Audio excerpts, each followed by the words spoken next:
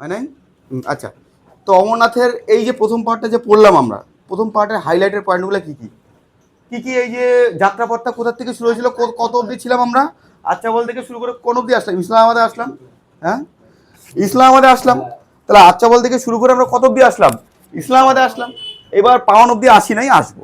আর এইখানে দেখ কি বলছে, স্বামীজি মেইন ক্যারেক্টার, এবং হচ্ছে দ্য অথার আর ডটার। আচ্ছা, অথার কে?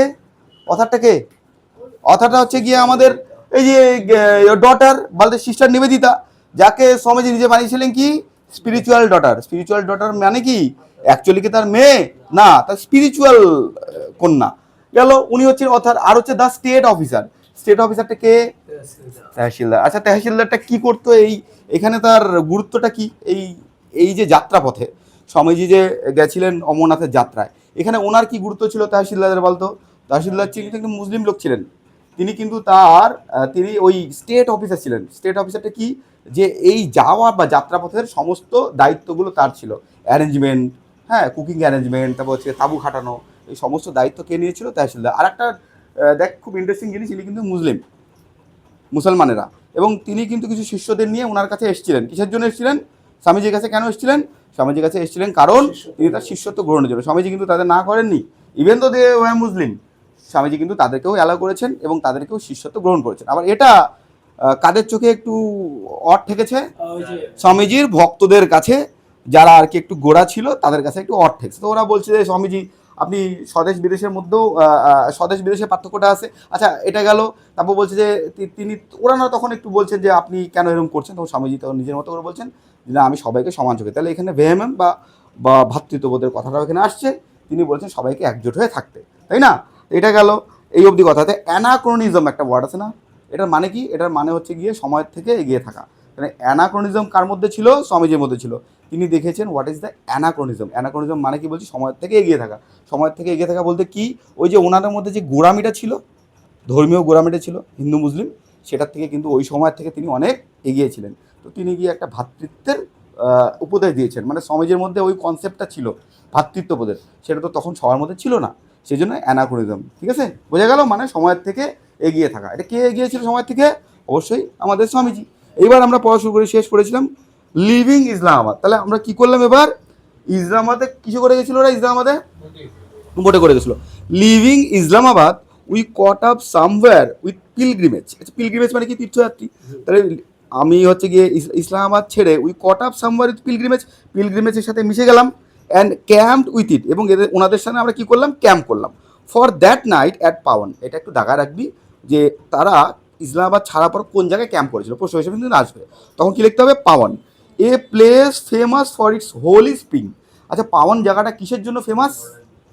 হ্যাঁ, স্প্রিং, হ্যাঁ, ওই একটা কি পবিত্র ঝর্ণা, পবিত্র একটা ঝর্ণার জন্য বিখ্যাত। তাহলে বলতে পারে যে ফেমাস কিসের জন্য পাওয়ান? হোলি স্প্রিং, পবিত্র ঝর্ণার জন্য। I can remember you the brilliance of the light reflected in the clear black water of the tank that evening. Tank মানে কি? পুকুর। পুকুরের মধ্যে আমার পরিষ্কার মনে পড়ে, পুকুরের মধ্যে একটা সুন্দর ছায়া, মানে রিফ্লেকশন হচ্ছে আলো। কোথায় পড়ছে? Brilliance light the reflected in the clear black water, হ্যাঁ, of the of tank that evening. ওই সন্ধ্যাবেলায় পুকুরের ওপর, জলের ওপর সুন্দর একটা ছায়া পড়েছিল, দারুণ লাগতেছিল, ব্রিলিয়ান্স লাগছিল। ঠিক আছে। অ্যান্ড থ্রংস কথাটা মানে হচ্ছে দল। লিখে নিবি এই কথা, এই ওয়ার্ডগুলো মানে কিন্তু নতুন নতুন। থ্রং মানে কি বললাম? দল। থ্রংস অফ পিলগ্রিমস, তাহলে কার দল? তীর্থযাত্রীর দল। দ্য থ্রংস অফ পিলগ্রিমস প্রসিডিং কথাটা মানে কেউ জানিস? এগোনো, এগোচ্ছিল ইন দ্য লিটল গ্রুপ, ছোট ছোট গ্রুপে, ফ্রম শাইন টু শাইন। তাহলে মন্দির থেকে মন্দিরে তীর্থযাত্রী একটা ছোট্ট দল এগোচ্ছিল। তাহলে শাইন টু শাইন মানে হচ্ছে মন্দির থেকে মন্দিরে, আর প্রসিডিং মানে এগোচ্ছিল। ঠিক আছে। At Pahalgam the village of shepherd. তাহলে পেহেলগামটা কিসের গ্রাম? শেফার্ড কারা? যারা মেষ পালক, তাই না, যারা পশু পালন করে, shepherd. The camp halted, halted কথা মানে কি বলতো? থামা। তাহলে সেখানে কয়দিনের জন্য ক্যাম্প হলো? থামলো কি? একদিনের জন্য। Camp halted for a day to keep Ekadashi. Ekadashi কি জানিস তো? বাড়িতে আমাদের মা কাকিমারা করে একাদশী, একাদশী ব্রত রাখার জন্য। ঠিক আছে। শাইন টু শাইন মানে মন্দির থেকে মন্দিরে, মন্দির থেকে মন্দিরে গেল। দেখ, সেই সময় অমরনাথে অনেক মন্দির টন্দির ছিল, তো সেখানে তারা তীর্থযাত্রা ভ্রমণ করতো। সেই জন্য বলছে শাইন টু শাইন, এই যে ছোটো দল করে মন্দির থেকে মন্দিরে তারা ভ্রমণ করতো। হলো। তারপর ইট ওয়াজ এ বিউটিফুল লিটিল র্যাভাইন। র্যাভাইনের কথা মানে হলো হচ্ছে গিরিখাত। র্যাভাইন কথা মানে কি বললাম, গিরিখাত। তাহলে কি এটা ছিল একটা সুন্দর গিরিখাত, floored for the most part with sandy island. Sandy আইল্যান্ডে ওই গিরিখাতের মধ্যে বেশিরভাগ সময় বালুর স্তূপ জমেছিল, আর বালুগুলো স্তূপ জমে যে কি মনে হচ্ছিল, ছোটো ছোটো আইল্যান্ড মনে হচ্ছিল। হ্যাঁ হ্যাঁ, গর্জ ওটা আলাদা, ওটা পরে পড়াবো, ঠিক আছে। তো এখানে sandy island and pebble own, pebble মানে নুড়ি, ছোট ছোট নুড়িগুলো, পিবল মানে নুড়ি, pebble own bed mountain stream. Mountain stream মানে কি, পাহাড়ি নদী, পাহাড়ি নদীর মধ্যে ওই স্রোতের মধ্যে নুড়িগুলো ঘুরতে ঘুরতে ঘুরতে কী হয়েছে, গুঁড়ো হয়ে গেছে। তো সেগুলো কী হয়েছে, একটা স্যান্ডি আইল্যান্ড ক্রিয়েট করছে। তাই কি স্রোতের মধ্যে কী হয়, পাহাড়ের স্রোতের মধ্যে, ঝর্ণার মধ্যে ওই পাথরগুলো ঘুরতে থাকে না, তোরা ভূগোলে পড়েছিস না, তারপর কী হয়, সেটা গুঁড়ো গুঁড়ো হয়ে যায়, স্যান্ড হয়ে যায়। এখানে তাই বলছে, এই যে কী, আবার বলছি, sandy island in the pebble own bed of mountain stream, পাহাড়ি ঝর্ণার মধ্যে সেই পাথরগুলো ঘষা খেতে খেতে ছোটো ছোটো বালুর দ্বারা পরিণত হয়ে গেছে, হয়ে গেল, তারপর স্যান্ডি আইল্যান্ড হয়ে গেছে, হলো। তো the slopes about it were dark with pine trees, ওর ঢালগুলো কেন অন্ধকার হয়েছে, পাইন গাছের। তোরা যখন কোনো পাহাড়ে যাবি, যখন পাইন গাছ দেখবি, দেখবি ওইখানে ঘন অন্ধকার হয়ে যায়। পাইন গাছও হয়তো ওই উচ্চতায়, এইখানে তার পাইন গাছ যতই কর, পাইন গাছ এখানে হবে না। পাইন গাছ কোথায় হয়, একদম পাহাড়ের উচ্চতায় হয়, যেখানে দেখবি। আর পাইন গাছগুলো কী হয়, পাইন গাছের ছায়াগুলো এমনভাবে আরও ক্রিয়েট করে দেয়, আরও বেশি অন্ধকার হয়ে যায় পাইন গাছগুলো, হয় না। পাইন গাছ, যেখানে পাইন গাছ থেকে অন্ধকার অন্ধকার লাগে, ওর ছায়াগুলো পড়ছে এখানে। আর পাহাড়ে ওই উচ্চতায় এমনিও তো সূর্য আলো খুবই কম ওখানে, ঠিক আছে, পাইন গাছের ছায়া কালো হয়ে গেছে এখানে, হলো। তো were dark with pine trees and over the mountain at its head were seen, এবং মাউন্টেনের উপরে কী দেখা যাচ্ছিল, সানসেট।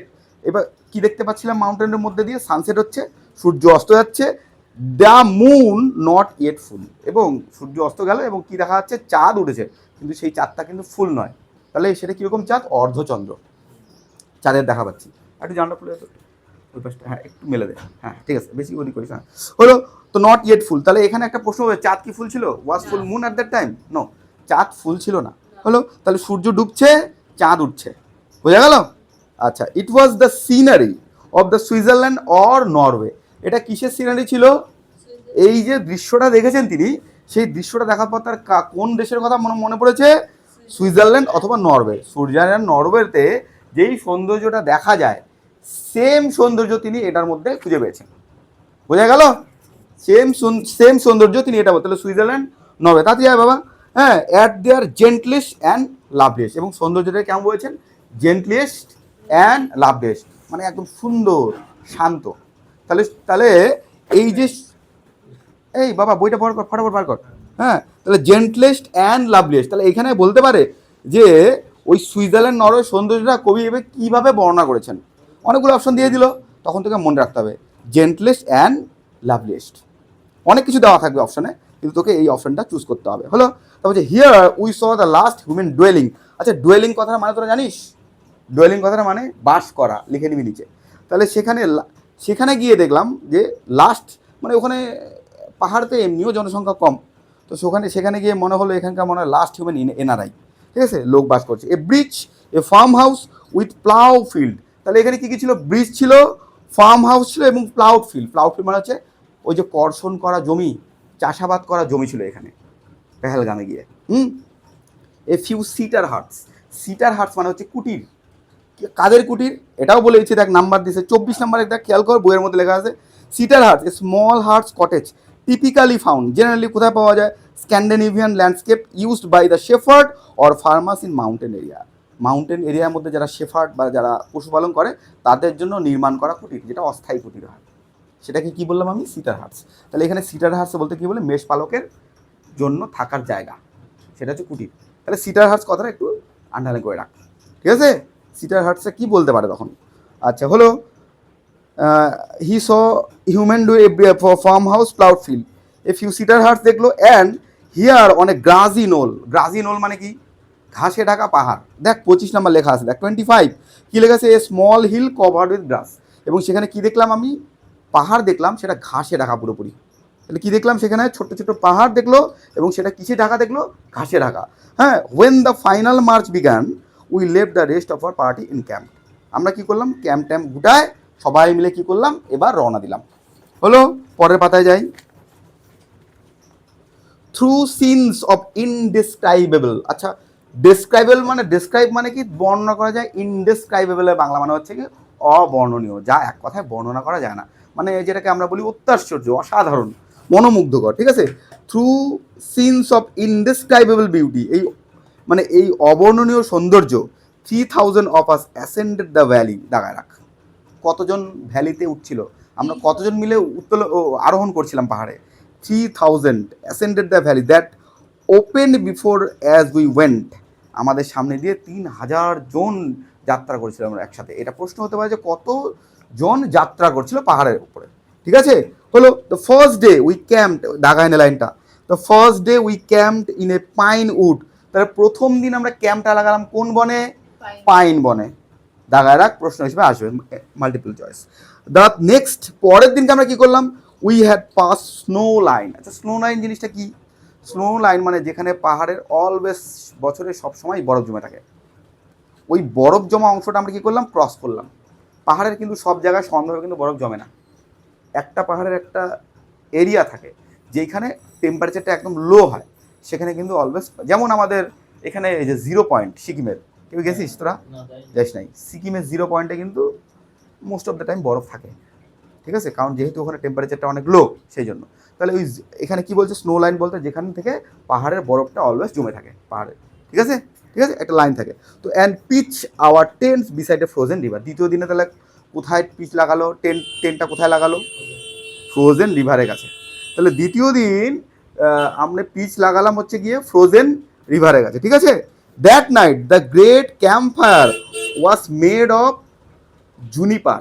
তাহলে আমি ক্যাম্প ফায়ারটা জ্বালালাম কোন কাঠ দিয়ে? জুনিপার কাঠ। জুনিপার একটা পাহাড়ি গাছ, যেটা থেকে কি তৈরি হয়? জ্বালানি তৈরি হয়, খুব তাড়াতাড়ি জ্বলে এই কাঠটা।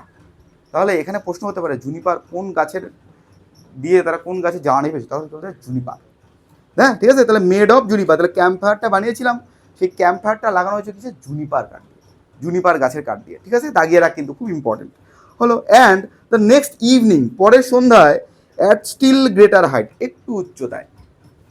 ইভিনিংকে অনেকে ইভিনিং বলে, ইভিনিং কিন্তু সঠিক উচ্চারণ নয়, মনে থাকবে। ইভিনিং কোনো সঠিক উচ্চারণ, ইভিনিং মনে থাকবে, evening. And still greater height, একটু উচ্চতায়, the servants had to wander many mile in search of this scanty fuel. Scanty fuel বলতে কোন ফিউলের কথা বলছে? ওই জুনিপার কাঠ।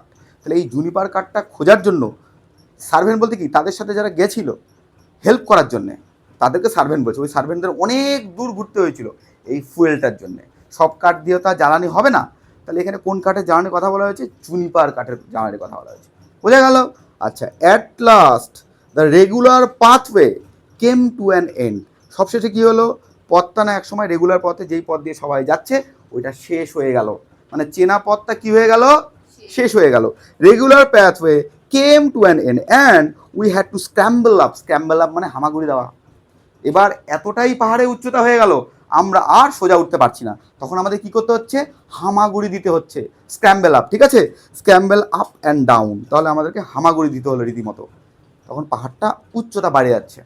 তার মানে ওই যে বললাম যে অমরনাথ যেতে গেলে যে আমাদের ফিজিক্যাল একটা কি একটা চ্যালেঞ্জের ব্যাপার আছে, এবং মেন্টাল চ্যালেঞ্জেরও ব্যাপার আছে, ফিজিক্যাল চ্যালেঞ্জেরও ব্যাপার আছে। এখনও যদি অমরনাথ যাত্রা করতে হয়, অনেক সুবিধা অ্যাভেলেবেল আছে। অমরনাথ তো এখন এবার কি বন্ধ নাকি? যাই হোক, অমরনাথ যাত্রা করতে গেলে অমরনাথ যাত্রা ইজ নট দ্যাট ইজি। তোকে শারীরিকভাবে কিন্তু একটু শক্তি হতে হবে, আর না হলে বিভিন্ন উপায়ে যাইতে হবে। ওই যে গাধায় চড়ে পয়সা লাগবে, হ্যান ত্যান, তাই না? যাই হোক, তুই ইয়েতে গেছিলিস না?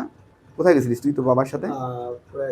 হ্যাঁ, তো অ্যালং গোট প্যাথ, যেদিক দিয়ে ছাগল নিয়ে যাওয়া হয়, goat path. On the face to steep, এই যে স্টিপ মানে গভীর, আর ডেক্লিটিভস মানে ঢাল। গোট প্যাথটা শেষ হয়ে গেল, তারপরে গভীর ঢাল শুরু হলো। স্টিপ মানে গভীর, ডেক্লিটিভস মানে হচ্ছে ঢাল। তাহলে স্টিপ ডেক্লিটিভস মানে হচ্ছে কি বললাম আমি? গভীর ঢাল। এবার সামনে আমরা গভীর ঢালও পেলাম, উত্তরায়ও পেলাম, চড়াইও পেলাম, আবার উত্তরায়ও পেলাম। হ্যাঁ, till we reach the boulder, এটা দেখাই নিবি, বোল্ডার স্টার্ন গর্জ। গর্জ মানেও গিরিখাত, সেই যে গিরিখাত, বোল্ডার দিয়ে বিশাল বড় বোল্ডারটা পেরিয়ে গিরিখাত, সেইখানেই আমাদের দেবাদিদেব মহাদেবের অধিষ্ঠান, শিবের অবস্থান, এইখানেই তো শিবলিঙ্গটা অবস্থিত, তাই না? তাহলে boulder stone gorge in which cave of Amarnath was situated. তাহলে অমরনাথের গুহাটা ওই জায়গাটায় অবস্থিত, কোথায়? বড় একটা বোল্ডারের পাশে, গিরিখাতে। হয়ে গেল। সিচুয়েটেড মানে কি? অবস্থিত। তাহলে বলতে পারে যে অমরনাথের গুহাটা কোন জায়গায় অবস্থিত? বোল্ডার স্টোন, তাহলে গিরিখাতের মধ্যে। গিরিখাতটা পেরিয়ে বড় বড় বোল্ডার পেরিয়ে তারপর তো তার যেতে হচ্ছে, তাই না? তো অ্যাজ উই অ্যাসেন্ডেড ডিসেন্ড মানে অ্যাসেন্ড মানে ওর উপরে উঠলাম, we we had before our snow peaks, এবং ঠিক ঢুকতে যাওয়ার আগে আমরা কি দেখলাম? স্নো মানে বরফ, snow pix covered with white veil, মানে গোটা জায়গাটা বরফের চাদরে ছেয়ে গেছে। ভেইল মানে আমরা ওড়না বলি না, ঘোমটা বলি, ওড়না না সরি, ভেইল মানে হচ্ছে ঘোমটা। তাহলে এখানে কিসের ঘোমটা বলা হয়েছে বলতো? হ্যাঁ, একটা বরফের চাদর দিয়ে ঢাকা হয়েছে। তো বরফের চাদরটাকে এখানে আমাদের লেখিকা বলেছেন যে একটা মনে হচ্ছে ঘোমটা দিয়েছে কেউ, যে একটা মনে হচ্ছে ঘোমটা দিয়েছে কেউ। ভেইল ভেইল মানে ঘোমটা। তাহলে এখানে ঘোমটা বলতে কি, ওই বরফের চাদরটাকে বলা হয়েছে ভেইল, ঠিক আছে? আচ্ছা, তারপর কি বলেছে? নিউলি ফলেন, কেবলমাত্র পড়লো এই ঘুমটাটা, এমন মনে হচ্ছে। And in the cave itself, in a নিচ, নিচ মানে গভীর, NICHE, নিচ মানে কি বললাম? গভীর। ইন এ নিচ নেভার রিচ বাই সানলাইট, ওই গভীরে কখনো সূর্যের আলো পৌঁছতো না, এতটাই গভীর। তাহলে যখন আমরা এখানে কি বলছি, আমরা কি বললাম ডিসেন্ট, যখন আমরা এখানে গেলাম তখন দেখলাম যে ওর গভীরে, গুহাটার গভীরে সূর্যালোক কোনো মতেই পৌঁছাচ্ছে না, এতটা গভীর হলো। শোন দ্য আইস লিঙ্গম, তারপর আমি কি দেখতে পেলাম? শোন দ্য গ্রেট গ্রেট আইস লিঙ্গম, ওই যে বরফের আইস লিঙ্গমটা দেখতে পেলাম, শিবলিঙ্গটা, তাই না? তাহলে আইস লিঙ্গম মানে ওই যে 29, কি নাম মানেটা দেওয়া আছে দেখ, 29 রেফার্স টু ন্যাচারালি অকার্নিং, যেটা স্বাভাবিকভাবেই ঘটে। হ্যাঁ, সিলিন্ড্রিক্যাল, সিলিন্ড্রিক্যাল মানে কি? সিলিন্ডারের মতো এরম cylindrical ice formation of Amarnath cave. এটা কি আইসটা কেমন হয়? বরফটা জমে সিলিন্ডারের মতো হয়। এই যে শিবলিঙ্গটা সেটা সিলিন্ডার কাঠের, সিলিন্ডার। তারপর হচ্ছে কি বলছে? Amarnath cave worship as a divine main manifestation of Shiva, যেটাকে শিবার প্রতিমূর্তি হিসাবে আমরা ধরি, আমরা মনে করি ওটা শিবের প্রতিমূর্তি, তাই না? ওই জন্য তো অমরনাথ যাত্রা করে হাজার হাজার লোক, হলো। তারপরে কোথায় ছিলাম আমরা? হ্যাঁ, এইখান থেকে একটু মন দিয়ে দেখ। And there as he entered the cave, যখন গুহার মধ্যে ঢুকলো, ইট সিমড, ও সরি আমি বাদ দিলাম কোন line? O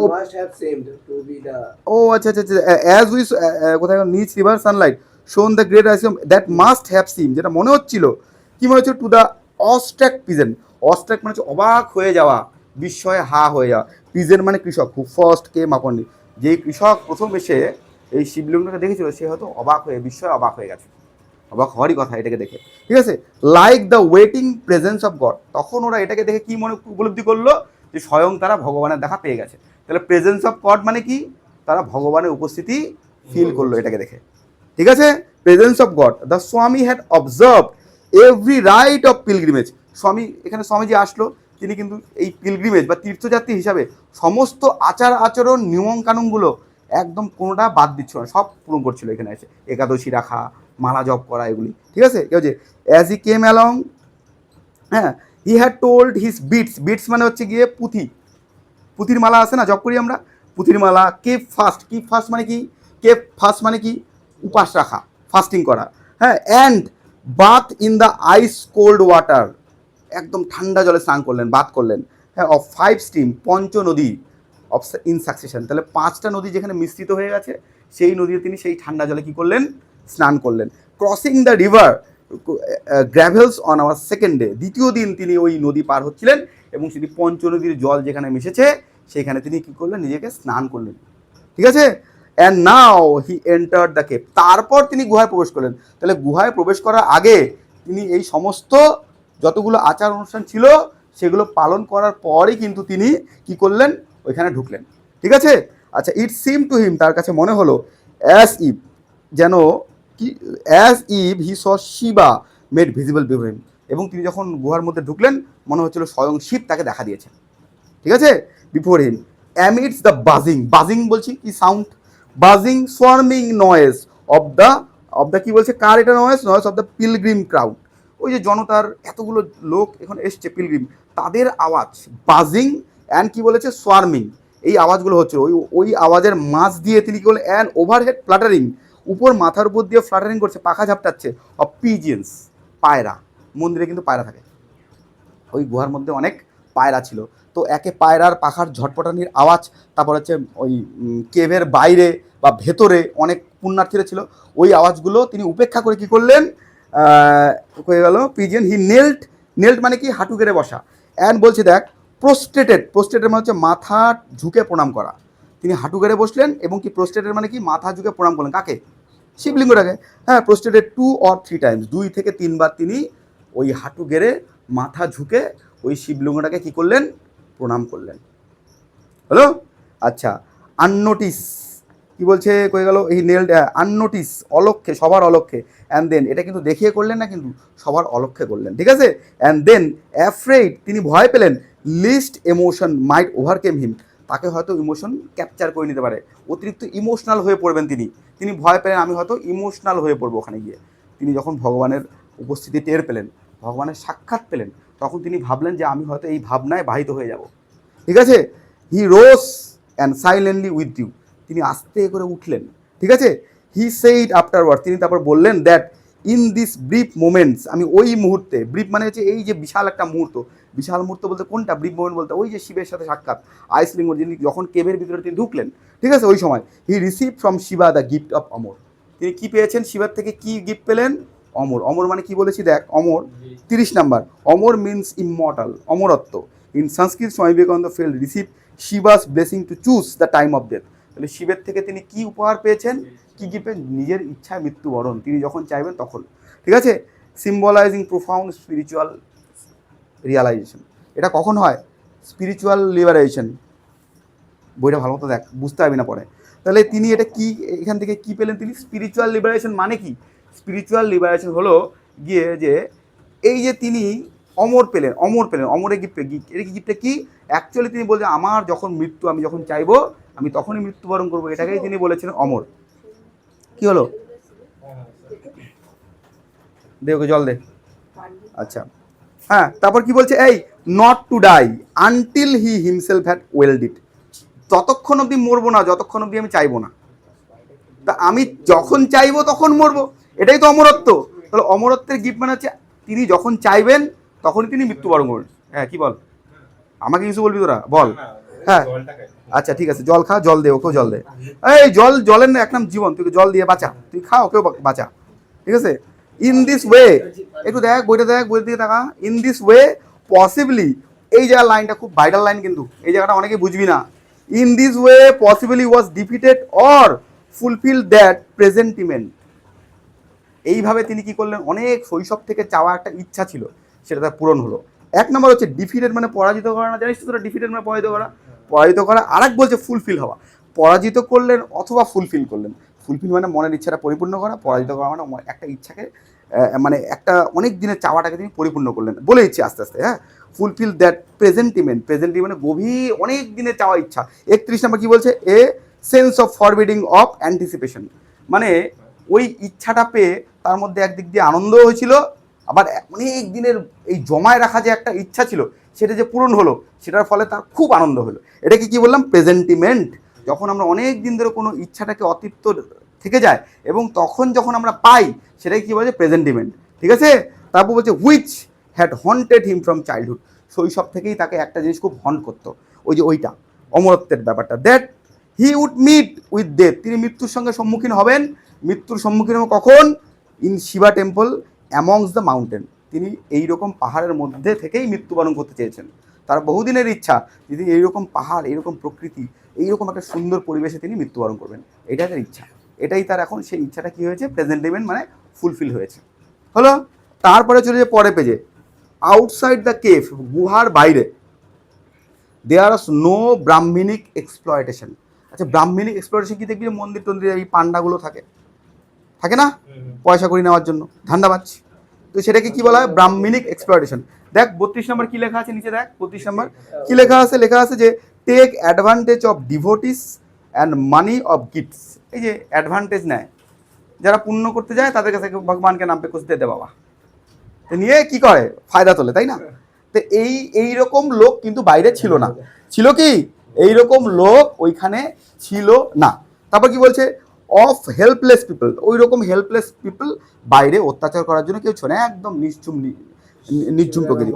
Amarnath is remarkable for its, দাগানিবি লাইনটা, অমরনাথ কিসের জন্য remarkable? Simplicity and closeness to nature. এক হচ্ছে কি সাধারণ এবং নেচারের খুব পাশাপাশি।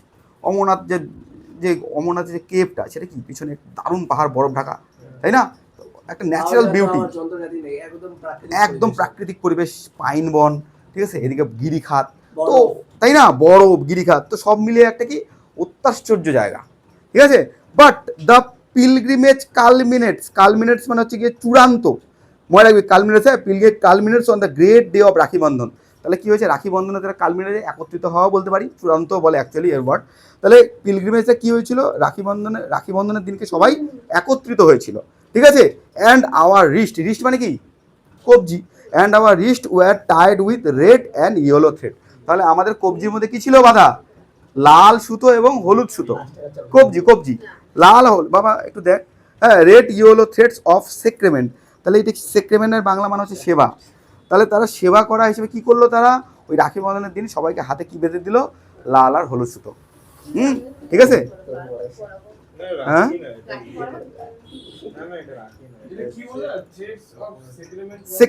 থ্রেড মানে সুতো, অফ সেকেন্ড মানে সেকেন্ডের সেবা, এটা একটা সেবা করা লক্ষণ। কি করলো সেবা হিসেবে, ওরা ওই কবজির মধ্যে লাল হলুদ সুতো বেঁধে দিল, ঠিক আছে। আচ্ছা, তারপর আফটারওয়ার্ডস, তারপরে we rested and had a meal, তারপর রেস্ট করলাম, তারপর খাওয়া দাওয়া করলাম, meal on the some high boulder beside the stream, এই নদীর পাশে, পাহাড়ি নদী যাচ্ছে, তারই পাশে একটা বড় বোল্ডারের উপর বসে আমরা কি করলাম, খাওয়া দাওয়া শেষ করলাম, ঠিক আছে। আচ্ছা, আফটারওয়ার্ডস গেল ওটা, or some high boulder beside the stream before returning to our tents, আমাদের তাঁবুতে আসার আগে আমরা খাওয়া দাওয়া শেষ করলাম। দ্য স্বামী ওয়াজ ফুল অফ দ্য প্লেস। আচ্ছা, এই জায়গাটা দেখ, স্বামী ওয়াজ ফুল অফ দ্য প্লেস মানে কি, স্বামীজি সব জায়গায় স্বামীজি, মানে কি স্বামীজির অরাটা কথা বলছে, মানে স্বামীজির যেখানে বসছেন তার চারপাশে সবাই বসছেন। তাহলে এখানে মেইন আমাদের হিরোকে স্বামীজি যখন অমরনাথ যাত্রা করেছেন, এই এত এনার্জি নিয়ে যে সবাই যাত্রা করতে, কাদের জন্য, স্বামীজির জন্য। সবাই স্বামীজিকে দেখেই তো সবাই মুগ্ধ হয়ে গেছে, তার কথা শোনার জন্যই তো গেছে, তাই না। এইরকম স্পিরিচুয়াল, স্বামীজির মতো স্পিরিচুয়াল কটা এসছে আমাদের ইন্ডিয়ায়, তাই না। তো ভাগ্য ভালো স্বামীজি এখন বেঁচে নাই, এখন বেঁচে থাকলে জেনজিদের অবস্থা দেখলে স্বামীজি হয়তো মরেই যেত। হ্যাঁ, স্বামীজি বলতো হ্যাঁ, গাটার জেনারেশন তো জেনজিরা যে হারে এখন কান্নাকাটি করতে না, এই ককরোচ একদম পায়ে চাপে মারা দেওয়া উচিত এগুলোকে। দ্য স্বামী ওয়াজ ফুল অফ প্লেস, ওই জেনজি হলো, ওই জেনজিদের তোরা ফলো করিস না, মারমিটের মানে ভয়ঙ্কর জেনজি ওরা। হ্যাঁ, যাই হোক, মুখের ভাষা শুনলে বললাম, he felt that he had never been anything so beautiful, তিনি এর থেকে বিউটিফুল আর কোনো জিনিসের সম্মুখীন হন নাই, ঠিক আছে। হি স্যাড বসেছিলেন, লং স্যারেন, অনেকক্ষণ ধরে চুপচাপ বসেছিলেন তিনি, ঠিক আছে। দেন হি সেড ড্রিমলি, মানে স্বপ্ন বিভোর হয়ে বললেন, কি বললেন, আই ক্যান ওয়েল ইমাজিন, আমি ইমাজিন করছি, কী করে ইমাজিন করছি, how this cave was first discovered, এই গুহাটা কীভাবে আবিষ্কার হয়েছিল। স্বামীজি বলছেন, কীভাবে বলছেন, যে পার্টি অফ শেফার্ড, পার্টি মানে দল, শেফার্ড মানে হচ্ছে মেষপালক, এক মেষপালকের দল, ওয়ান সামার একদিন গ্রীষ্মের দিনে, must have lost their flocks, তাদের ভেড়ার পাল বা পশুর পাল হারাই ফেলেছিল, হ্যাঁ। অ্যান্ড ওয়ান্ডার্ড মানে ঘুরে বেড়ানো, wandered in their search of them, এবং তারা কী করলো, ওই ভেড়ার পালের দলের খোঁজে তারা ঘুরে বেড়াচ্ছিল। তারপর কী হলো, then when they came home to the valleys, যখন ভ্যালির পথ দিয়ে বাড়ি যাচ্ছিল, they told how they had suddenly come upon Mahadev, ওই সময় তাদের কার দেখা হয়ে গেল, মহাদেবের, মানে শিবলিঙ্গের দেখা হয়ে গেল। তাহলে এখানে শিব মহাদেবের রূপটার কথা বলা হয়েছে, তিনি বলেছেন স্বপ্নবিভোর হয়ে, হয়তো আমি বুঝতে পারছি কীভাবে এই শিবলিঙ্গের আবিষ্কার হয়েছিল, শিবকে আবিষ্কার, হয়তো একদিন কোনো মহিষপালক পথ হারিয়ে ফেলেছিল বাড়ি যাওয়ার পথে, তারপর তারা এই গুহাটার সম্মুখীন হয়, এবং গুহাটা এদেরকে দেখে তারা তখন কি করলো, অভিভূত হয়ে গেল, তারা কার সম্মুখীন হলো, শিবের সম্মুখীন হলো, হ্যাঁ, শিবের রূপ দেখতে পেলো, ঠিক আছে।